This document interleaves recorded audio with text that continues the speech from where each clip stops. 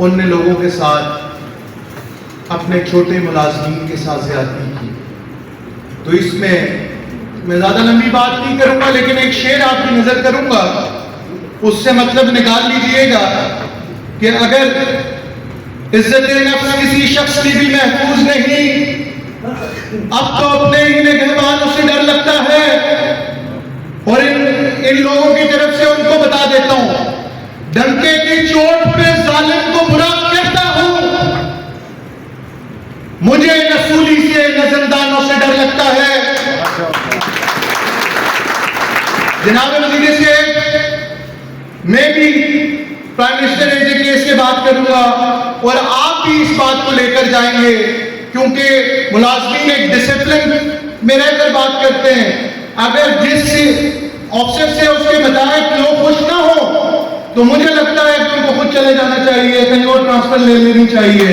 अगर वो नहीं लेते तो उनसे भी एक दरखास्त है कि अपने रवैयों को दुरुस्त करें। अगर ये आपके लोग जो आपसे जूनियर है, वो आपके बेशक आपसे बड़ा है, लेकिन वो आपकी औलाद की तरह होता है, आप उनका ख्याल रखें। उनको स्टेज से आकर शिकायत का मौका न दें। का इंतखाब से है, वो पूरा का पूरा इनका एलओसी पे मुश्तमिल है। वो तमाम मेरी यूनियन काउंसिल्स तमाम की तमाम एलओसी पे। लेकिन जनाब वज़ीर सेहत, एक तो जब नौकरियों की बात आती है, क्योंकि आजाद कश्मीर में इंडस्ट्रीज तो है नहीं, रोजगार की कोई और मौके तो है नहीं, तो उस वक्त हमारे लोगों को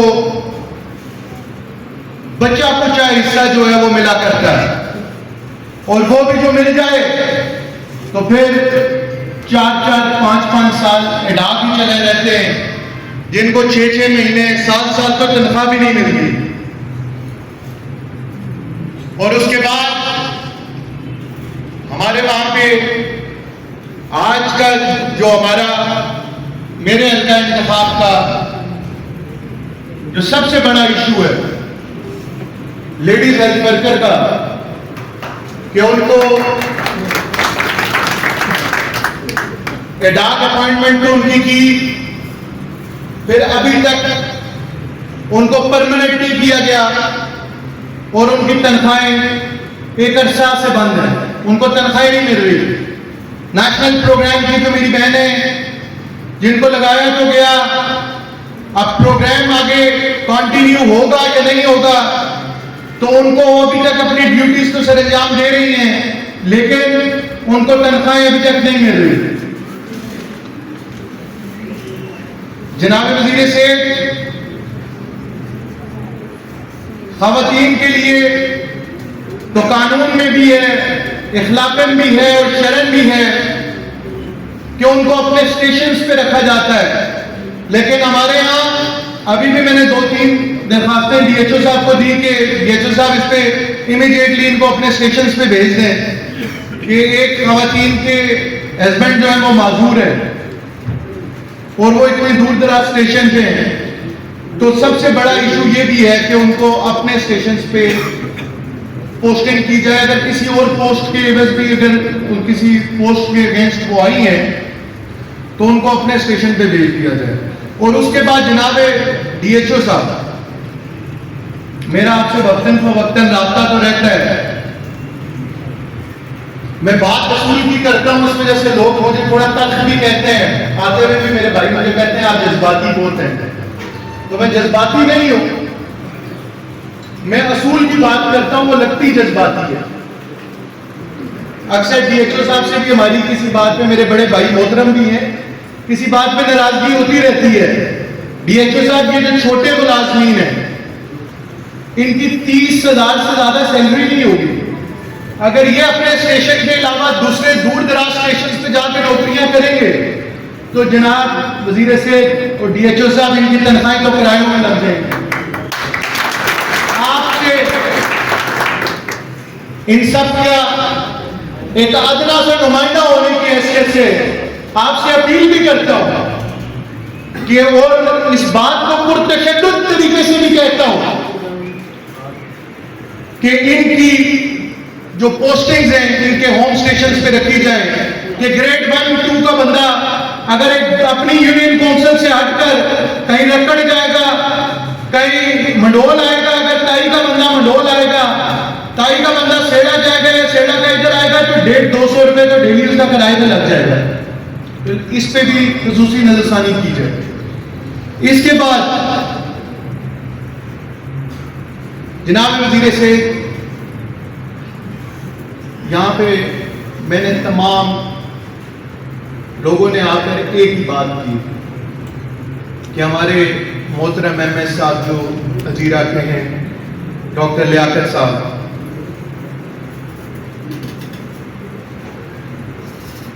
उनने लोगों के साथ अपने छोटे मुलाजमीन के साथ ज्यादती की।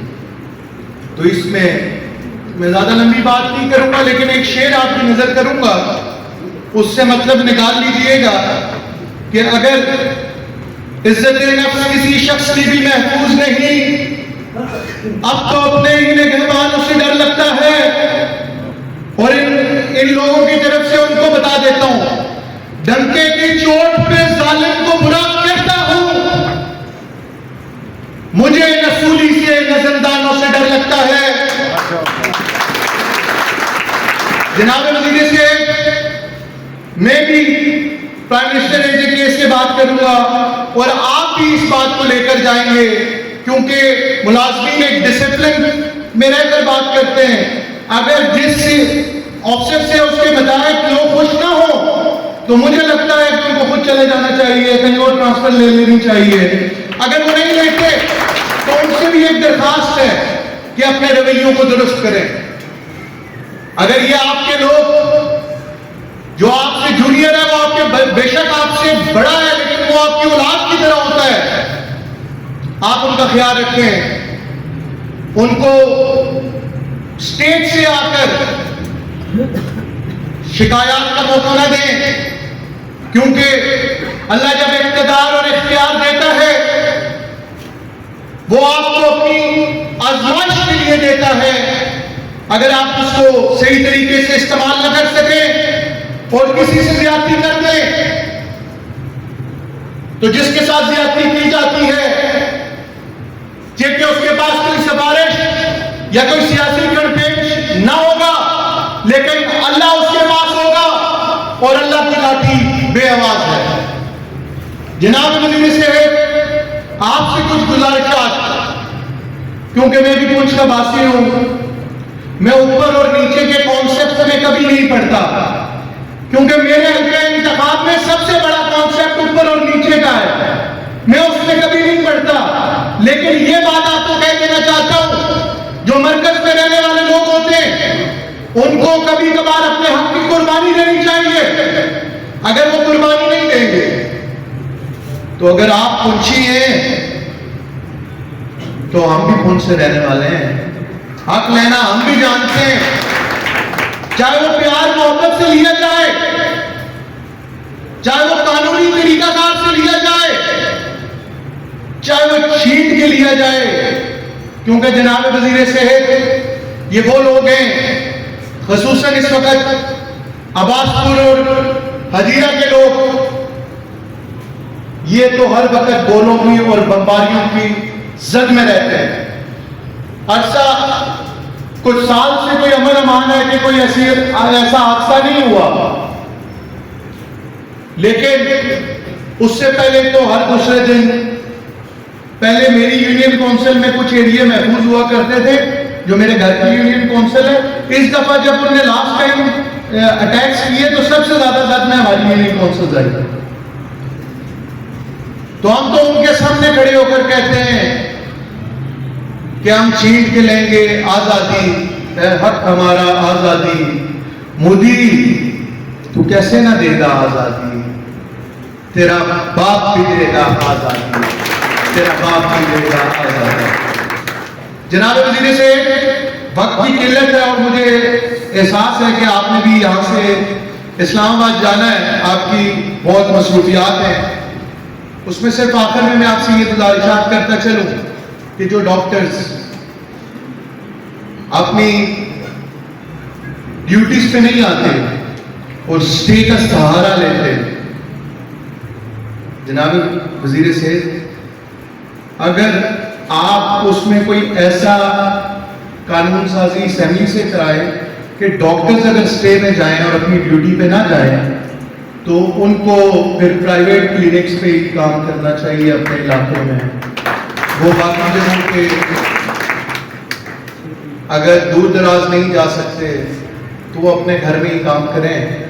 और हमारे इलाका में अगर कोई करीबी डॉक्टर नहीं है, डीएचओ साहब अभी हमारा एक लड़का पीएससी करके आया मेरी यूनियन काउंसिल से, और इंतहाई लाइट है, और डॉक्टर साहब उस पर मैं आपसे गुजारिश करूंगा तो उसको करीब तरीन अगर वहां पे होता है तो वहां पे हमारे पास करते हैं। हमारे पास मडोल भी है, सेड़ा भी है, डॉक्टर साहब हाँ अभी पीएससी करके,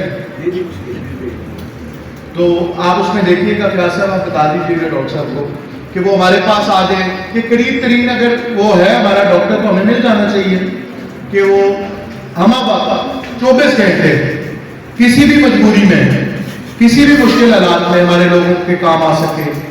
और उसके बाद तहसील जीरा पे आते हैं थोड़ा सा, जनाब वजीर से आपसे गुजारिश है कि यहाँ के अगर आप, क्योंकि ये मेरी भी तहसील है, मेरे हल्के की तकरीबन 4 यूनियन काउंसिल्स जो है उनको तहसील जीरा लगती है, और 2 तो ऐसी यूनियन काउंसिल्स हैं जिनका अगर कोई बंदा बीमार हो जाए, कोई तकलीफ हो, तो उनको तहसील हेडक्वार्टर हजीरा आना पड़ता। और मैंने उनसे सुना कि यहाँ पे एक तो पर्ची के पैसे ज्यादा लिए जाते हैं, उन पे भी आप तवज्जो दें और उसको डॉक्टर साहब ये सब चेक करें। और एम्बुलेंस का किराया, जो एम्बुलेंसेज आपने सरकारी दी हुई हैं, उनके किराए जायद वसूल किए जाते हैं, लोगों को चिट्स नहीं दी जाती। फिर उसके बाद मनपसंद लोगों को प्रोटोकॉल दिया जाता है, और अगर कोई गरीब आ जाए तो शाम 4 बजे के बाद उसको, अगर ड्यूटी डॉक्टर भी हो तो उसको उसकी सिफारिश ना हो तो उसको चेक नहीं किया जाता। ये हमारे लोगों का वहां पे बेशतर कंप्लेन है, क्योंकि वो फिर यहाँ पे आने के बजाय, क्योंकि उनको करीब तरीन फर्स्ट एड तो यहीं से ले सकेंगे, तो उनको कहा जाता है आप पिंडी चले जाइए। अगर आपके पास इस अस्पताल में मशीनरी भी है, और मैं समझता हूं कि ये एक मॉडल हॉस्पिटल बन सकता है, अगर इसमें खाली थोड़ी सी तवज्जो दी जाए तो इसको मॉडल अस्पताल बना दिया जा सकता है। इसमें तमाम चीजें मौजूद हैं, तमाम लोग हैं, स्टाफ आपके पास पूरा है। लोग तो स्टाफ को रोते हैं, हम तो नीचे वाले स्टाफ को रोते हैं, आपके पास तो यहाँ पे स्टाफ भी पूरा है।